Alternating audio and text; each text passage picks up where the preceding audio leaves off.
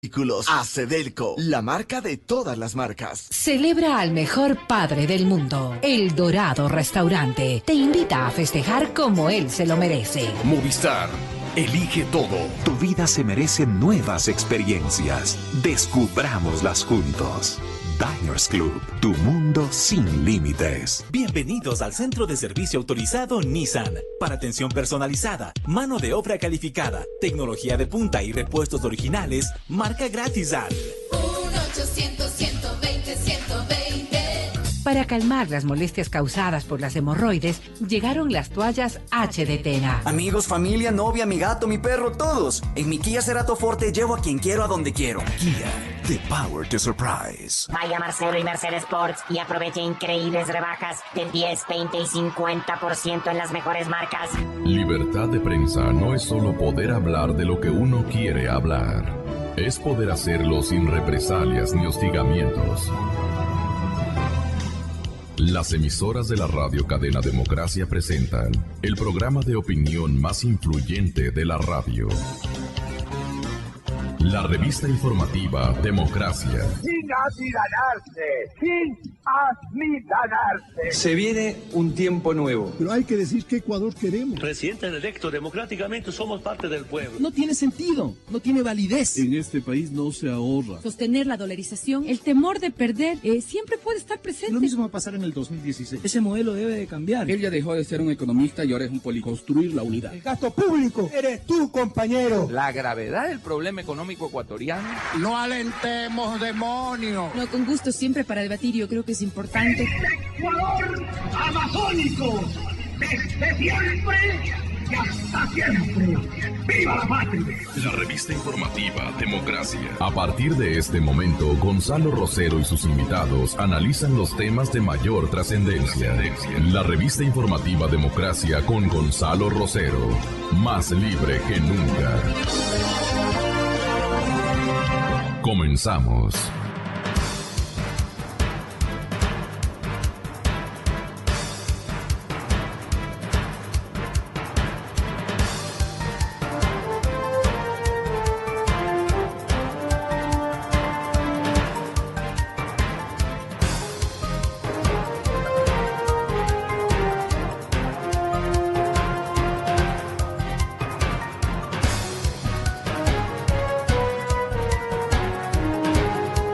Con afecto les presentamos un saludo de bienvenida.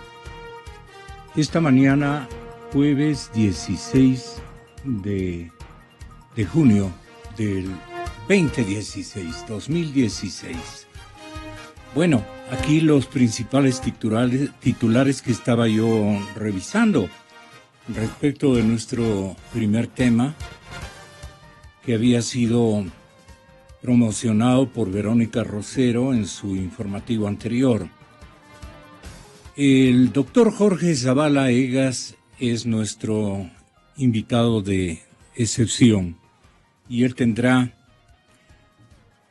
una apertura global de la expectativa nacional, en primerísimo lugar la expectativa pública y en segundo lugar todo el espacio que podamos disponer para el tratamiento de una temática que no solamente incumbe a los defendidos por el respetable jurista guayaquileño Zavala Egas, abogado defensor de los hermanos Isaías, sino también, entiendo yo, al otro sector de ecuatorianos que mantienen y mantenemos notables expectativas sobre lo que decidan las autoridades norteamericanas una vez que han transcurrido tantos años de una aparente indecisión o un proceso que ha sido llevado a cabo, empujado, frenado por los propios gobiernos ecuatorianos, de acuerdo a las, circunstancias, pero de conveniencia política y de conveniencia ética y de conveniencia económica, así de simple.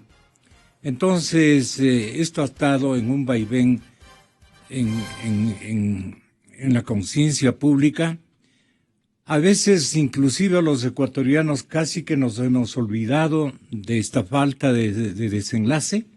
Y hoy tenemos, por ejemplo, la preocupación del señor abogado de los hermanos Isaías, Jorge Zavala Egas, respecto a las estrategias internacionales que seguramente el jurista está revisando. Según el oficialismo, en cambio, en el fallo de la ONU, no se habría aceptado los alegatos de los hermanos Isaías. ¿Cómo es que decía, usted tiene allí, cómo es que decía el señor canciller, al parecer mal lector del comunicado y del contenido?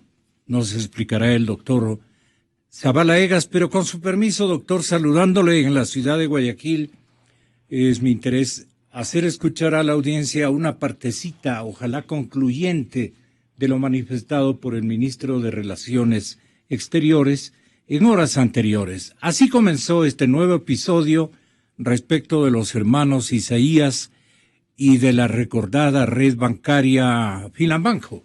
El Comité de Derechos Humanos establece lo siguiente: no existe violación a las garantías del debido proceso. Los procesos penales han sido canalizados a través de jueces, órganos jurisdiccionales debidamente integrados y competentes, conforme a la ley, garantizando de ese modo la objetividad, independencia e imparcialidad de sus decisiones.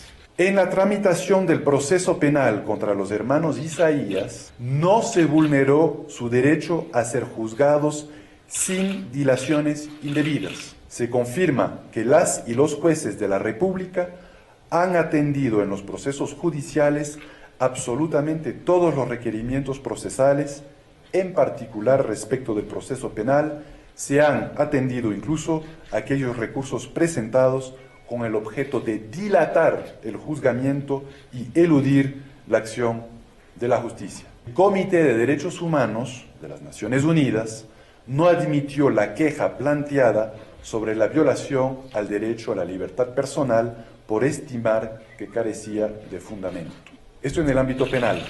En el ámbito civil, que aquí se refiere al reclamo de los señores Isaías respecto de las incautaciones de activos estipuladas por la AGD, el Comité de Derechos Humanos considera que existió una afectación del derecho de los autores a un proceso con las debidas garantías en la determinación de sus derechos u obligaciones de carácter civil. Sin embargo, el comité no determinó ninguna violación respecto a la incautación de activos como tal, ni se refirió a su legalidad o validez jurídica. Es necesario mencionar que el Estado ecuatoriano siempre ha garantizado este derecho reconocido en el pacto, ya que el mandato constituyente número 13 no impedía la presentación de otras acciones de carácter judicial para impugnar las incautaciones que dictaminó la AGD, distintas del amparo constitucional u otras de carácter especial. Exa FM. Por usted dicho, doctor Zavala, en el diario El Universo, lo que conviene en este momento y además lo que la lógica demanda sería hacer un convenio reparatorio. Y los Isaías están calculando a través de sus abogados en $1.000 millones. $1.000 millones el costo de esa reparación. Y obviamente habrían 6 meses para informar a Naciones Unidas las medidas tomadas. ¿Qué medidas se pueden tomar de lado y lado? Muy buen día y muchas gracias por haber aceptado esta entrevista exclusiva hasta esta hora de la mañana. Adelante, doctor Jorge Zavala Egas. Sí, muy buenos días, Gonzalo, y gracias por la oportunidad de poder decir la verdad, a pesar de la manipulación informativa que ha hecho el señor canciller. Comencemos por lo del señor canciller. Es una lástima que teniendo ya los medios de comunicación en sus manos el dictamen, o sea, la resolución de la ONU, se haya podido constatar la falsedad, la mentira de esa información que usted acaba de repetir, y la acaba de repetir textualmente. Ninguna de las cosas que afirmó son en el contexto real. Perdone, doctor, una gran disculpa, pero nos ordenan en este momento los señores del sector oficial que manejan la comunicación que tenemos que forzosamente unirnos a una cadena de 1 minuto 20 segundos. Le pido 1000 disculpas, pero usted sabe... A llamar, no se preocupe. Sí. Ya, ok. Secretaría Nacional de Comunicación. Con el Plan Reconstruyo Ecuador, el Gobierno Nacional avanza en la reconstrucción de las zonas de la costa afectadas por el terremoto. El Ministerio de Transporte y Obras Públicas está a cargo de la rehabilitación de las vías y estructuras afectadas. Vías en rehabilitación. En la provincia de Manabí, ejecuta 7 proyectos para la rehabilitación de las vías. El monto de inversión es de $19.940.000. Remoción y desalojo de escombros. Los trabajos de remoción y desalojo de escombros en las zonas afectadas de Manabí tienen un avance del 44,8%. Para realizar estas obras, se habilitaron 1.270 plazas de trabajo, dando prioridad a la mano de obra y maquinaria local. Con los permisos emitidos por los gobiernos autónomos descentralizados, GATS, el Ministerio de Transporte y Obras Públicas ha derrocado las estructuras afectadas por el terremoto, dejando limpios los espacios para que los dueños puedan construir viviendas o edificios que cumplan con todas las normas de construcción. Vamos juntos por la reconstrucción. Ecuador, la esperanza nos une. Ecuador, listo y solidario. Eso es todo. Sí, eso es todo. Y por eso la interrupción. Sí, por eso la interrupción. Mil perdones, doctor Zavala. Aquí se hacen las cosas que les vienen en gana. Mire usted, esa interferencia de apenas 1 minuto 21 segundos paran todo. Mil perdones a nombre de la ciudadanía que lo estábamos atendiendo. Bien, entonces decía que la información peca de falsa. En primer lugar... la del señor canciller, ¿no? Estábamos en eso. Sí, la declaración del señor canciller, que yo creo que pues por responsabilidad, él no es abogado, no creo que conozca de estos temas, es canciller, pero no creo que conozca de estos temas, al menos así lo expresó. A ver, la ONU dictamina por su comité, que es el más alto tribunal del mundo en cuanto a justicia de derechos humanos, 2 tipos de decisiones. La primera, la que llamo yo abstentiva, decide no tener competencia para analizar y cuestionar o absolver lo actuado por los tribunales de justicia ecuatorianos en el asunto penal. En materia penal, que también fue objeto de la queja de los señores hermanos Roberto y William Isaías, decidieron que no eran cuarta instancia y que en consecuencia hayan actuado bien o hayan actuado mal los tribunales, eso se queda tal como estaba hasta que los hermanos Isaías demuestren la interpretación o la aplicación arbitraria de las leyes penales en el Ecuador. Eso lo dice textualmente. En consecuencia, nos remite una vez más a los tribunales nacionales para revisar en recurso la sentencia aplicada a los hermanos Isaías, lo cual haremos oportunamente aplicando el artículo 658 del Código Orgánico Integral Penal ante los tribunales cuando haya independencia judicial en el Ecuador. ¿Qué malinterpretó del dictamen el señor canciller? ¿Cómo? Perdón, ¿me repites? Sí. ¿Qué de mal interpretó, qué elemento malinterpretó el señor canciller del dictamen del Comité de Naciones Unidas? El punto que usted leyó, que no existe violación a las garantías del debido proceso, porque no hay dilación indebida. Él lee solamente el punto 7.8 del dictamen, en el cual lo que dice es que en el Ecuador 16 años de proceso penal no se debe considerar una dilación indebida. Y de acuerdo, entonces nos dice a nosotros que nos quejamos de los 16 años por demora indebida, nos dicen, no señor, en su país 16 años de proceso penal no es dilación o demora indebida. Respetamos el criterio, no lo cuestionamos y que el Ecuador entero vea si 16 años de proceso penal es o no una demora indebida, pero aceptamos que eso es verdad. Pero eso no significa que la conclusión sea que no existe violación a las demás garantías del debido proceso. Pues la dilación indebida es un vicio y el debido proceso tiene aproximadamente 28 garantías.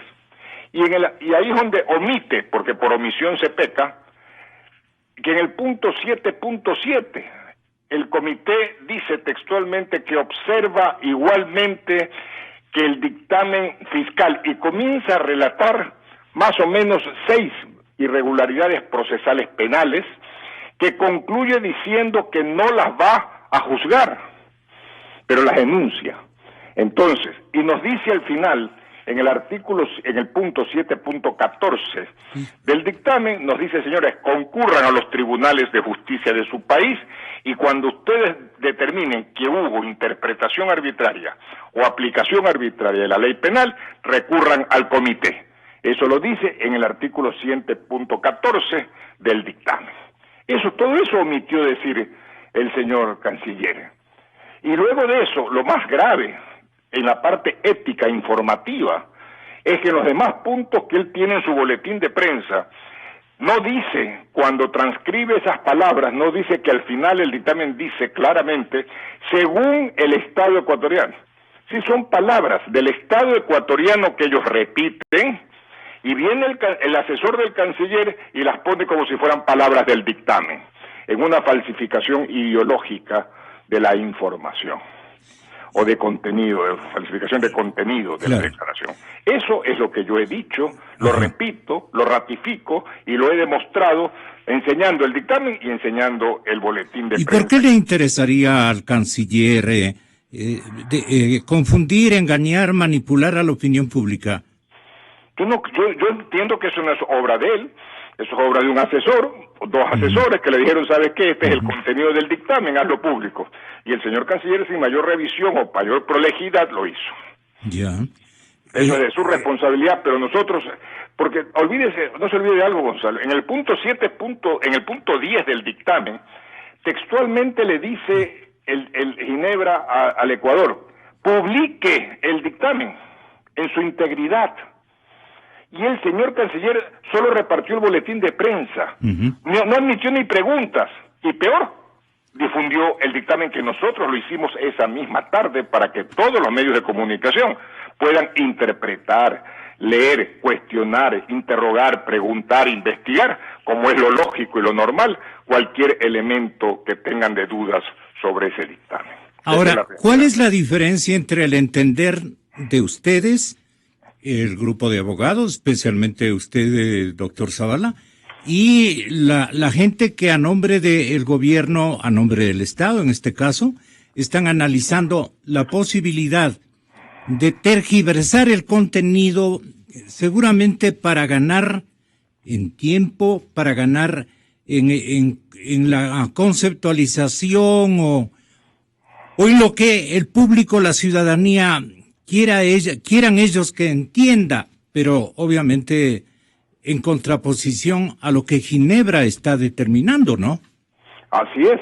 Ahora, yo creo que eso se trata de lo que se llama, y ustedes conocen, el concepto de desinformación. La desinformación consiste precisamente en falsificar contenidos de informaciones, tergiversar hechos, descontextualizar realidades, y de esa manera llevar el mensaje equivocado a la opinión pública que no tiene la opción, sino a través de los medios comunicativos, de informarse de la verdad. Pero se trata de una política de desinformación en el caso de los ICEIs. Pero con eso no hacen nada, porque les va a caer el tiempo. Yo creo que se equivocan por desconocimiento, por ignorancia. ¿Por qué? Porque lo que no saben ellos que este fallo, que ellos sí conocen que es de dictamen vinculante, obligatorio, inapelable, que es del Tribunal del Mundo, señala en su reglamento, en el artículo 101, que el paso siguiente es nombrar al juez ejecutor de Ginebra a sí mismo, y ese secretario relator, que así se llama, pero que se trata de un juez ejecutor del fallo, es el que tiene desde el día que monitorear, que hacer el seguimiento, desde el día 8 de junio del 2016, de los pasos que se sigan para la reparación de los derechos de los señores Isaías. Y ese juez especial puede pedir medidas complementarias, medidas de cumplimiento, medidas de corrección, medidas de presión, medidas de fuerza contra el Estado ecuatoriano para que cumpla en la forma en que se indica cualquier proceso de reparación con lo que ha ordenado el comité en los puntos 9 y 10 de su fallo y dictamen. Pero, asimismo, su defensa se cree triunfadora ya en la circunstancia, en la coyuntura del proceso, porque ya dice, lo lógico ahorita es hacer un convenio reparatorio. Explícanos esto, doctor. A ver, yo creo que y usted bien lo anota, Gonzalo, una de las discrepancias quizás conceptuales entre el Estado y nosotros es el concepto reparación, plena reparación que ordena en el punto 9 el dictamen. ¿Qué es plena reparación? Yo entendería que ellos han considerado que se trata de reparar las casas de los Isaías o los vehículos de los Isaías o las cañerías dañadas. Eso no es reparar en derechos humanos. Reparar en derechos humanos es lo que define nuestro artículo 18 de la Ley Orgánica de Garantías Jurisdiccionales, que es una repetición de la definición del Pacto Internacional y de todos los convenios de derechos humanos. Reparación jurídica, reparación económica y reparación moral. Reparación jurídica decretando la nulidad del mandato 13 y las incautaciones. Reparación económica regresando la situación patrimonial de los Isaías al 7 de junio del 2008. Y finalmente la reparación moral, que es lo que está en el punto 10, que es publique el fallo, enséñele a la comunidad ecuatoriana que usted vulneró los derechos y pida disculpas a los hermanos Isaías. Esas son las tres dimensiones de una reparación plena, integral, como se llama. ¿Cómo calculan ustedes la reparación económica? 1.000 millones. A ver, vamos a lo otro. ¿Cuánto fue las incautaciones declaradas por el propio gobierno ecuatoriano? Partamos de ahí.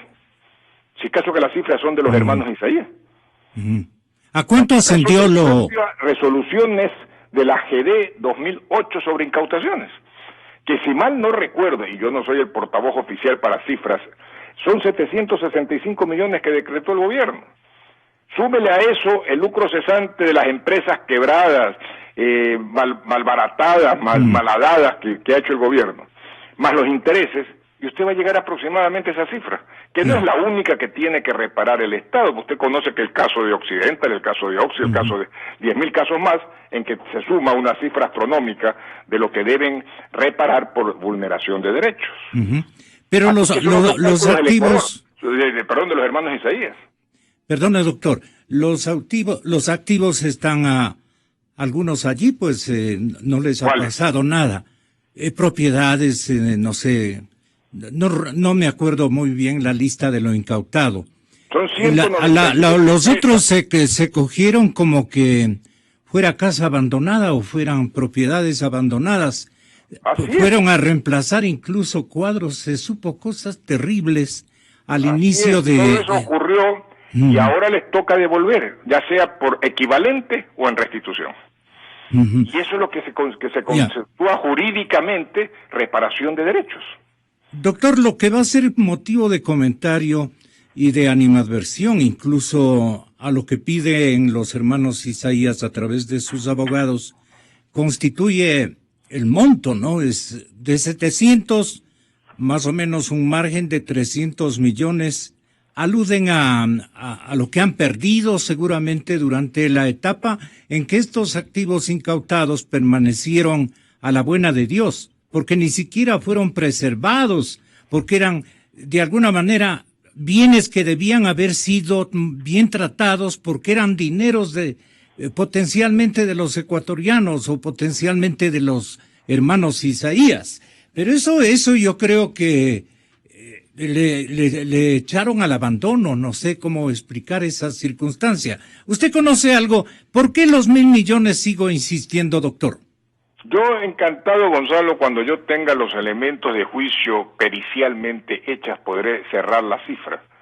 Pero mientras tanto, lo único que hago para conversar con los medios de comunicación y con los entendidos en la materia es hacer cálculos. Yo no digo que esa sea la cifra, pero sí creo que será la cifra aproximada. Por el volumen precisamente de lo que usted dice, fue unas incautaciones masivas, que incluso acuérdese que lo hicieron con la propaganda oficial de gobierno, en las visitas que hicieron a cada lugar que confiscaban. Y no se trata de propiedades, sino de negocios en marcha, en que la gente quedó en desempleo.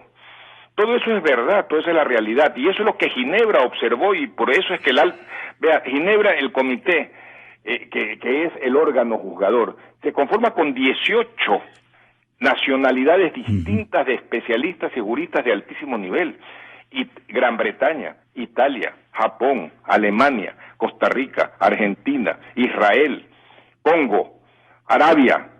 Señores, no se trata de un tribunal cualquiera. Es el más alto tribunal del mundo que cuando dictamina y condena al Estado del Ecuador por lo que usted me dice, es precisamente por el volumen y la dimensión de la vulneración y del desprecio a los derechos humanos que se hizo a los hermanos Isaías. Entonces debemos no solamente mirar el volumen que tienen que pagar los que hicieron, no el pueblo ecuatoriano, eso no lo paga el pueblo ecuatoriano, eso lo pagan los que hicieron la violación de los derechos constitucionales de los hermanos Isaías. Esas personas naturales, de acuerdo con el artículo 11, numeral 9 de la Constitución de la República, son los que en acción de repetición pagan todo lo que hicieron al vulnerar los derechos constitucionales, desde los que votaron por el mandato 13 en la Asamblea Constituyente y los que ejecutaron luego como AGD o antes como AGD las incautaciones.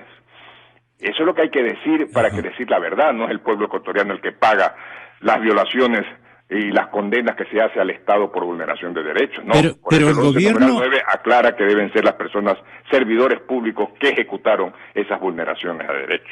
Pero el gobierno no ha admitido y buscará otros flancos para plantear alguna otra circunstancia. No ha admitido lo que ha dicho las Naciones Unidas. ¿Eso es apelable, quiero entender, o no? No, eso es inapelable y jamás lo dirán que es apelable. Lo que pasa es que todo el mundo se centra en este gobierno. Este gobierno es transitorio. Yo hablo del Estado ecuatoriano. El Estado ecuatoriano no lo representa este gobierno, lo representa transitoriamente el Ejecutivo de este gobierno, nada más, con su función judicial y con su función legislativa sumisas.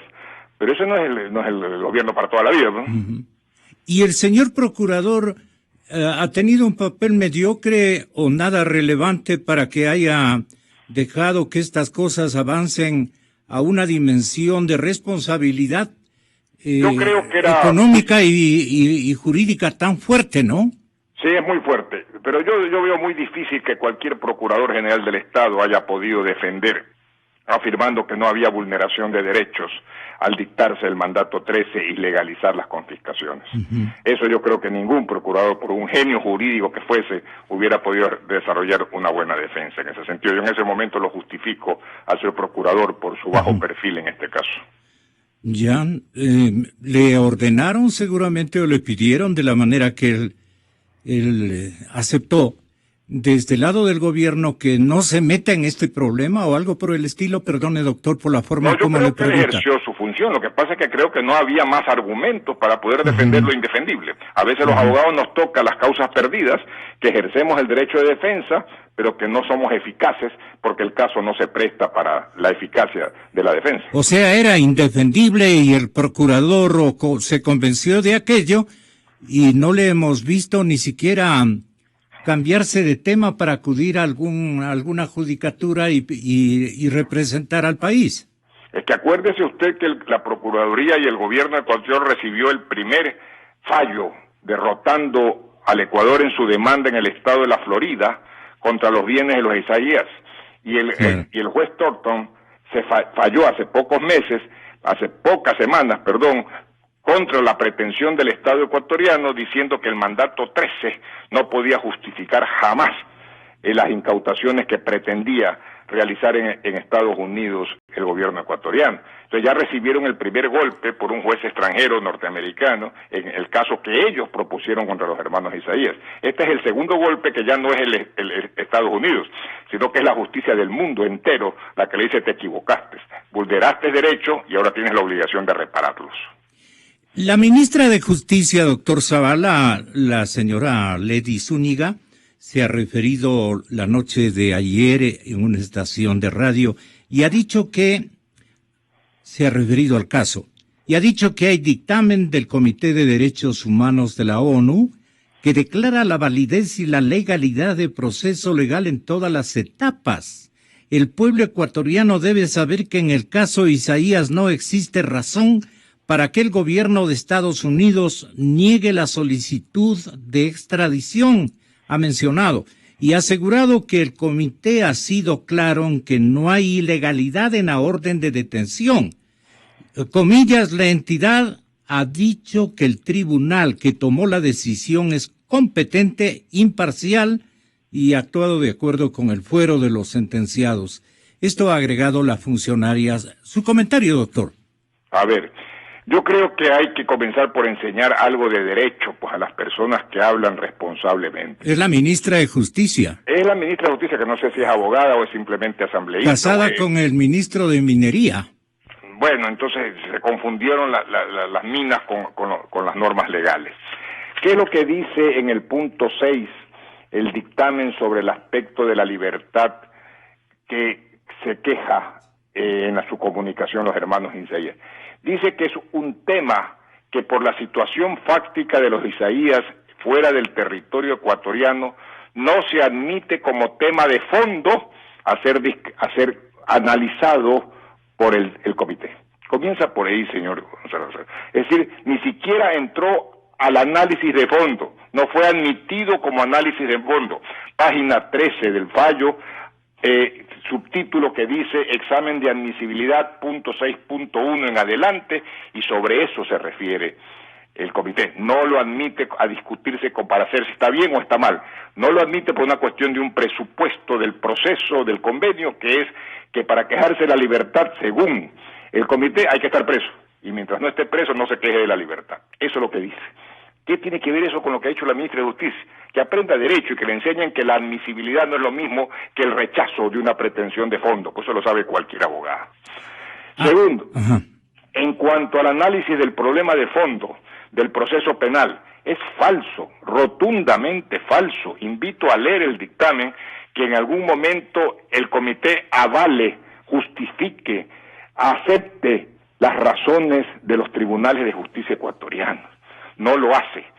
Lo que hace es relatar las quejas por parte de los Isaías, relata los argumentos por parte del Estado y concluye diciendo en términos textuales: no somos cuarta instancia para resolver sobre la aplicación del derecho del Estado del Ecuador a imponer penas, salvo que nos demuestren que hay interpretación arbitraria, aplicación inconstitucional de las leyes. Eso lo dice textualmente. Por lo tanto, yo lo que invito al Estado ecuatoriano, Gonzalo, y quisiera que usted lo diga, es emplazo al Estado a que publique el dictamen. Punto, que no hablen, que no digan sus interpretaciones, que dejen la libertad, que el pueblo ecuatoriano, si es inteligente, para al menos sabe leer, que publiquen el fallo, como lo ordena el punto 10 del dictamen. ¿Por qué no publican el fallo? ¿Por qué nosotros tuvimos que difundir el dictamen y no ellos? Que lo publiquen. Eso sería lo más sano, claro, lo más transparente, y entonces ahí sí conversamos el mismo idioma. Y usted no nos puede referir rápidamente o literalmente, como usted prefiere y como sea procedente, el espíritu del dictamen, en qué consiste, porque la ciudadanía ya mismo viene una campaña de publicidad y entonces se confunde. No hay problema, Gonzalo, le leo textualmente. Página 17, parte resolutiva, punto 8. El Comité de Derechos Humanos, actuando en virtud del artículo 5.4 del protocolo, dictamina, resuelve, decide que el Estado de Ecuador violó, Gonzalo, violó el derecho de los autores, o sea, los hermanos Isaías, bajo el artículo 14.1 del pacto, a un proceso con las debidas garantías en la determinación de sus derechos u obligaciones de carácter civil. Textual, en consecuencia, primera parte, está declarado el autor como violador de los derechos constitucionales de los hermanos Isaías. Eso no admite duda, son 1, 2, 3, 4, 5 líneas apenas que no hay necesidad de interpretar nada. El punto 9, como consecuencia de lo anterior, de conformidad con el artículo 2, párrafo 3A del Pacto, el Estado de Ecuador tiene la obligación de proporcionar a los autores, esto es, a los hermanos Isaías, un recurso efectivo. En cumplimiento de esta obligación, el Estado debe dar plena reparación. Ojo, en cumplimiento de esta obligación, el Estado debe dar plena reparación a las personas cuyos derechos reconocidos en el pacto hayan sido violados. Todos, no solo los hermanos Isaías, sino también las confiscaciones de propiedades ajenas a los hermanos Isaías, como son las de Canal 10, como son las de Gamavisión, que no son de los hermanos Isaías. En consecuencia, el Estado parte debe asegurar que los procesos civiles pertinentes cumplan con las garantías de conformidad con el artículo 14.1. Esa es la parte condenatoria, plena reparación. Y finalmente, el punto 10, la obligación de acatar, dice: por haber llegado a ser parte el Ecuador en el protocolo facultativo, ha reconocido la competencia del comité para determinar si ha habido o no violación del pacto.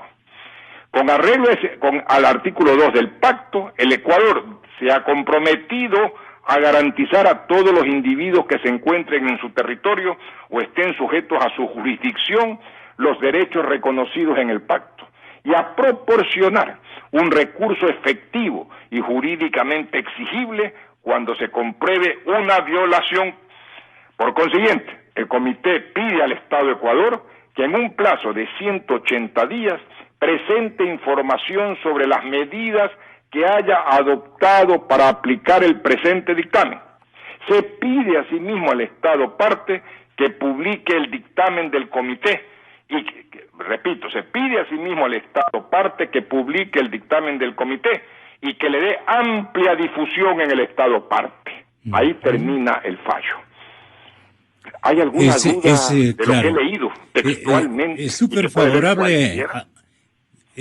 favorable a su causa, eso es clarísimo, pero en la parte que puede cometer, y de hecho a ojos vista del público especialmente ecuatoriano, el mismo hecho de una dilatoria, porque ha pasado a ser este proceso una pieza de museo prácticamente por lo antigua que es.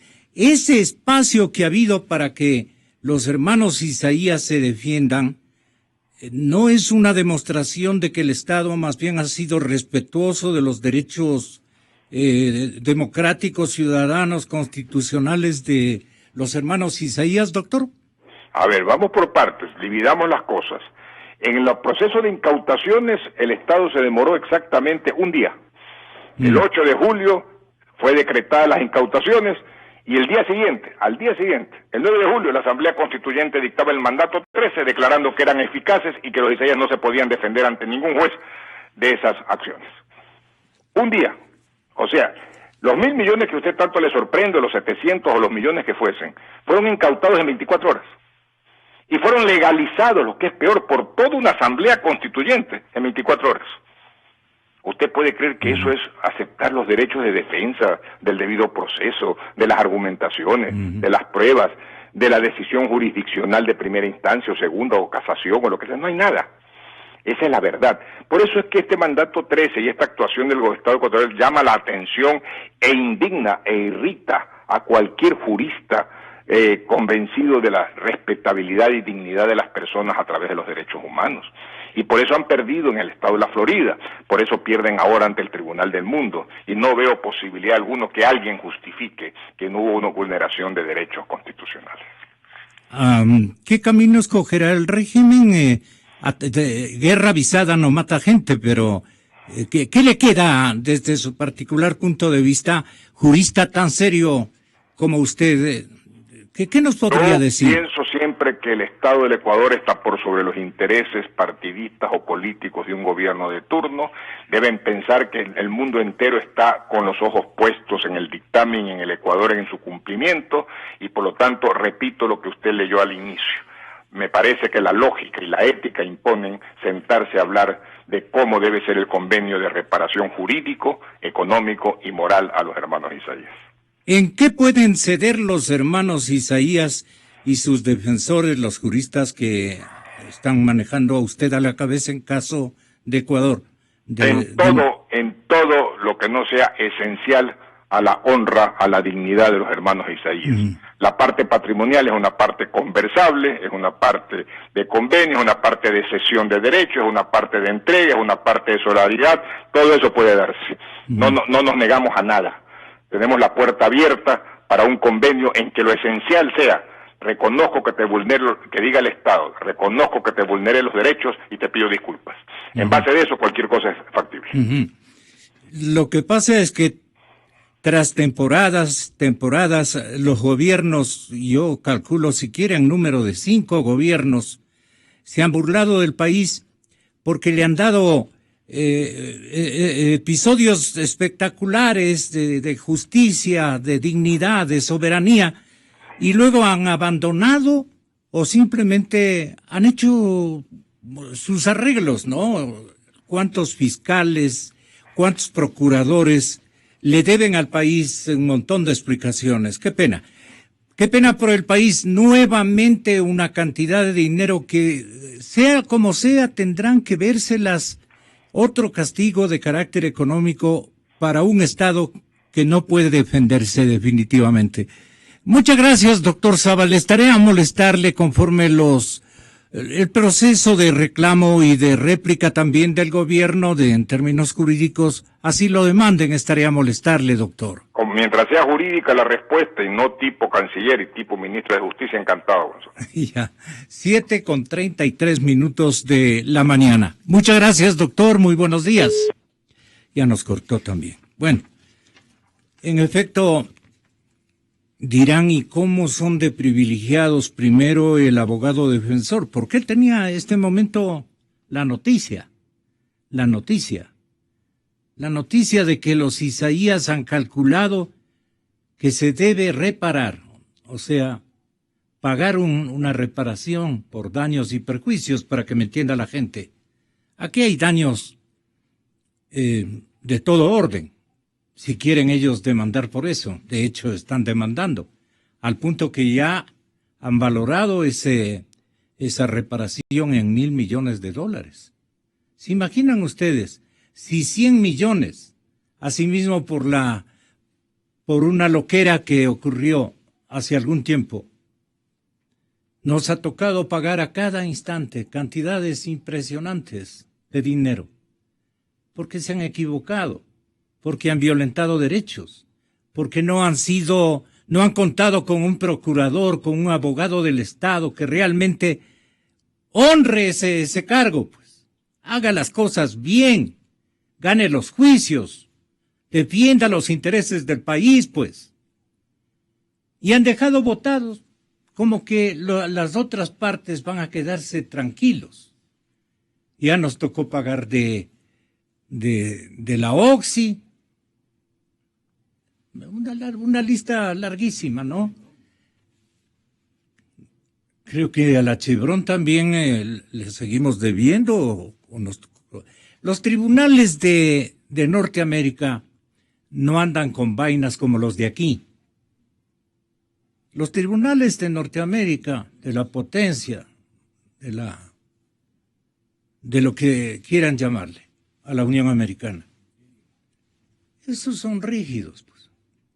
Esos en defensa de la ley y en defensa de sus empresas.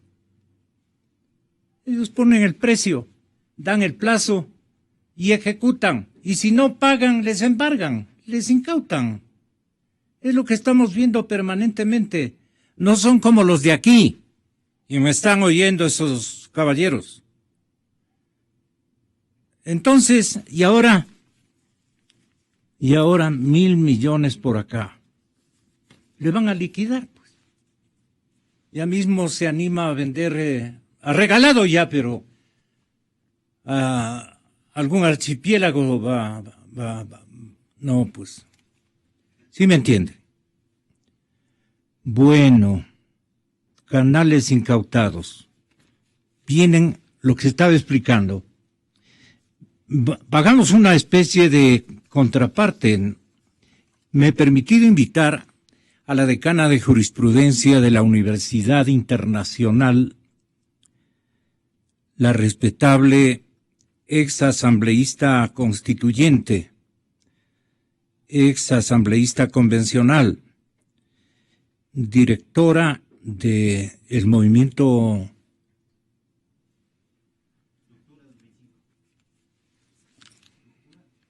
sí. Bienvenida, muchísimas gracias. María Paula Romo está con nosotros y me quedé, vea lo que me ocurre. Mi apuntador no recuerda el nombre de su movimiento, con lo cual le conocimos, le felicitamos, le auguramos salud y vida para esa iniciativa de carácter político partidista. Gracias, Gonzalo. En su momento se trató del movimiento Ruptura. ¿Cómo está usted? Buenos días. Bien, muchas gracias. María Paula, yo le voy a pedir comedidamente que nos vayamos a unos pocos comerciales y enseguida lo que yo quería mencionarle a la ciudadanía es que vamos a escuchar las partes fundamentales de lo manifestado por el señor Jorge Zavala Egas, abogado defensor de los hermanos Isaías, en una causa que creo yo ha sido tremendamente descuidada, a veces abandonada, y han dado prioridad a otros insucesos, a otras polémicas, a otros episodios que la coyuntura les ha asignado a los gobernantes de turno y han descuidado. Me dirá, dicen que el señor procurador, por ejemplo, recibió una especie de orden de que no se introduzca en el caso de los hermanos Isaías.